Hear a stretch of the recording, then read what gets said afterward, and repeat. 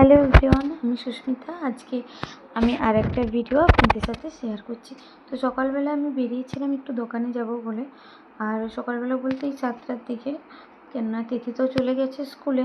ও অনেক সকাল সকালে বেরিয়ে যায়। তো আসার পরে আমি টুকিটাকি কাজ সারলাম, বাবুকে ফ্রেশ করে খাওয়ালাম। তারপরে কিন্তু আমি একটু গিয়েছিলাম দোকান, কেননা ওর বাবা ছিল, তার আমি বাবুকে নিয়ে যেতে চাইনি। ভাবলাম ও যখন ঘুমোচ্ছে তাহলে ওর বাবা একটু দেখে রাখবে, আমি দোকান হয়ে আসবো। তো দোকান থেকে 2 লিটার দুধ নিলাম, কেননা আমি একটু মিষ্টির বানাবো সেই জন্য। আর এসে তারপরে আমি একটু চা খেয়ে নিলাম, দিয়ে এখানে রান্না করতে বসে দিয়েছি। তো সকালবেলা চা না খেলে না কাজটার এনার্জি পাওয়া যায় না। আমি অনেক চেষ্টা করছি চাটা ছাড়ার, কিন্তু হচ্ছে না। আগে 2 টাইম সকালবেলা সন্ধেবেলা চাটা খেতাম, এখন শুধু সকালবেলাটাই খাই। তো তারপরে আমি এখানে চিংড়ি মাছগুলোকে ভেজে নিয়েছিলাম আর আলু উচ্ছে ভাজা করেছিলাম, কাঁকরোল ভাজাও ছিল। তো কাঁকরোল ভাজাটা আগে আমি করে নিয়েছি।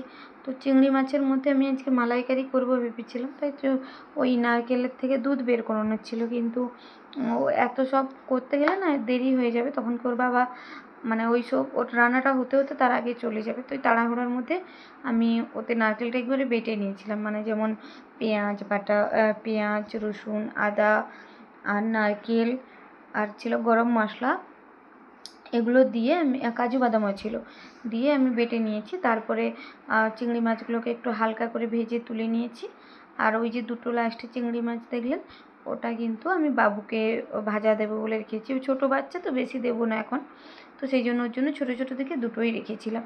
আর এই চিংড়ি মাছগুলোকে একটু হালকা ভেজেছি, দিয়ে ওই যে ভাজা চিংড়ি মাছটা তুলে রাখলাম। তারপরে বাকি যে মশলাগুলো আমি করেছি ওগুলো মিশিয়ে দিলাম, তার সাথে যোগ করলাম একটু লবণ, হলুদ, লঙ্কা গুঁড়ো, জিরে গুঁড়ো দিয়ে, আর ওই চিংড়ি মাছ যে ভেজেছিলাম সে তেলটা দিয়ে দিয়েছি, দিয়ে মাখিয়ে কিছুক্ষণ রাখলাম। তারপরে ওই কড়াইতে দিয়ে ঢাকা দিয়ে দিয়ে কড়াইতে চিংড়ি মাছটা দিয়ে, তারপরে মশলার সময় চিংড়ি মাছটা দিলাম, তাতে জল দিয়ে দিলাম, দিয়ে ঢাকা দিয়ে রেখেছিলাম। তারপরে মাঝে এসে মাঝে মাঝে একটু নেড়ে দিয়ে গেলাম। ওটাই দেখতে দেখতে না খুব সুন্দরভাবে কষানোও হয়ে গিয়েছিলো, আর চিংড়ি মাছটা রান্নাও সুন্দরভাবে হয়ে গেছে। লাস্টে শুধু একটু জল দিয়ে ফুটিয়ে একটু মাখো মাখো করে নামিয়ে নিয়েছি। আর এটা তো অনেকটা তাড়াতাড়িই হয়ে যায়। তো তারপরে এই তো তিথি এসেছে, স্কুল থেকে চলে এসছে, তাই ওকে আমি খেতে দিয়ে দিলাম। আর এখানে বাবুকেও দিয়েছিলাম চিংড়ি মাছ ভাজা আর ডাল সেদ্ধ, বাবুর জন্য যেটা করেছিলাম, আর ওই আলু উচ্ছে ভাজা, কাঁকরোল ভাজা, এগুলো দিয়েছিলাম। তো আমার বাবু আজকে খেয়েছে। আর এখানে তিথি খাচ্ছিল, তো বাবু দেখতেছে যতক্ষণে দিদি খায়, একটু দেবে ততক্ষণে